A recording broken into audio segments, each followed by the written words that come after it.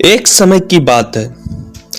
एक गांव में एक मूर्तिकार रहता था और वह बहुत ही मेहनती और काम के प्रति एकाग्रचित था। वह बहुत ही खूबसूरत मूर्ति बनाया करता था और वह इस काम से बहुत अच्छा कमा लेता था। उसका एक बेटा हुआ। उस बच्चे ने बचपन से ही मूर्तियां बनानी शुरू कर दी। बेटा भी बहुत अच्छा मूर्ति बनाने लगा था। बाप अपने बेटे की कामयाबी पर बहुत खुश होता था, लेकिन वह अपने बेटे की मूर्तियों में कोई ना कोई कमियां हर बार निकाल ही देता था। वह कहता था, बहुत अच्छा किया, लेकिन अगली बार इस कमी को दूर करने की कोशिश करना। बेटा भी कोई शिकायत नहीं करता था। वह बाप की सलाह पर अमल करते हुए मूर्तियों को और बेहतर करता रहा। इस लगातार सुधार की वजह से उसकी मूर्तियां दिन प्रतिदिन और बेहतर होते गया और उसकी मूर्तियां उसके पिता से भी अच्छी बनने लगी।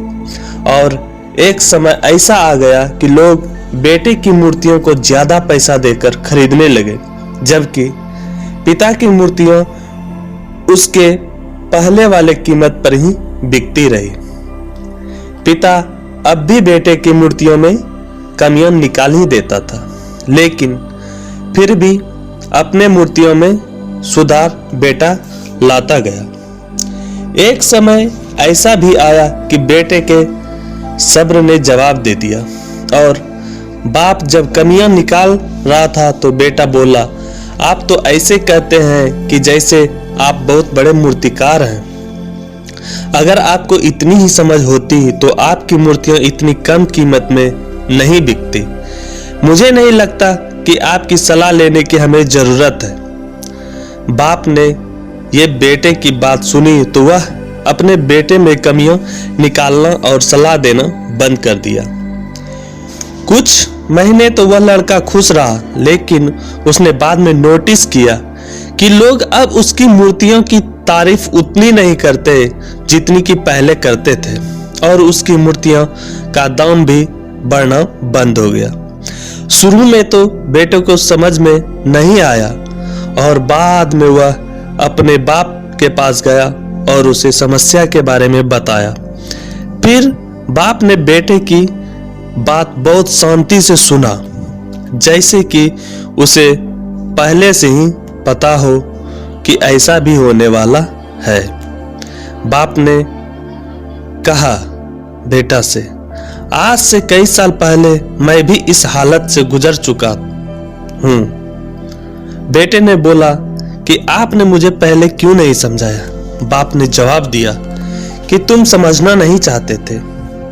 मैं जानता हूं कि तुम्हारी जितनी अच्छी मूर्तियां मैं नहीं बना सकता और यह भी हो सकता है कि मूर्तियों के बारे में मेरी सलाह गलत हो, और ऐसा भी नहीं है कि मेरे सलाह की वजह से तुम्हारी मूर्तियां बेहतर बनी। लेकिन जब तुम्हारी मूर्तियों में कमियां देखता था तब तुम बनाई मूर्तियों से संतुष्ट नहीं होते थे और तुम खुद को बेहतर करने की कोशिश करते थे, और वही बेहतर होने की कोशिश तुम्हारी सफलता का कारण बना। लेकिन जिस दिन तुम अपने काम से संतुष्ट हो गए और तुमने ये मन में ठान लिया तो इसमें और कोई बेहतर होने की गुंजाइश ही नहीं है, तुम्हारी क्रोध भी रुक गई। लोग हमेशा तुमसे बेहतर की उम्मीद करते हैं और यही कारण है कि अब तुम्हारी मूर्तियों के लिए तारीफ नहीं होती और नहीं उनके लिए ज्यादा पैसे मिलते हैं। यह बात सुनकर बेटा थोड़ी देर चुप रहा, फिर उसने सवाल किया, तो अब मुझे क्या करना चाहिए? बाप ने एक लाइन में जवाब दिया, असंतुष्ट होना सीख लो। मान लो कि तुम में बेहतर होने की गुंजाइश बाकी है। यही एक बात है जो तुम्हें हमेशा बेहतर होने के लिए प्रेरित करती है, और अगर यह बात मन में सोच लो तो तुम्हें एक दिन मंजिल पाने में कोई नहीं रोक सकता। तो दोस्तों, मेरे द्वारा बताई गई कहानी आपको कैसी लगी? अगर आपको पसंद आया तो इस वीडियो को लाइक जरूर करें और हाँ, ऐसी ही कहानी को सुनने के लिए हमारे इस चैनल को सब्सक्राइब जरूर करें, क्योंकि मैं ऐसी ही कहानी आपके लिए हमेशा लाते रहता हूँ।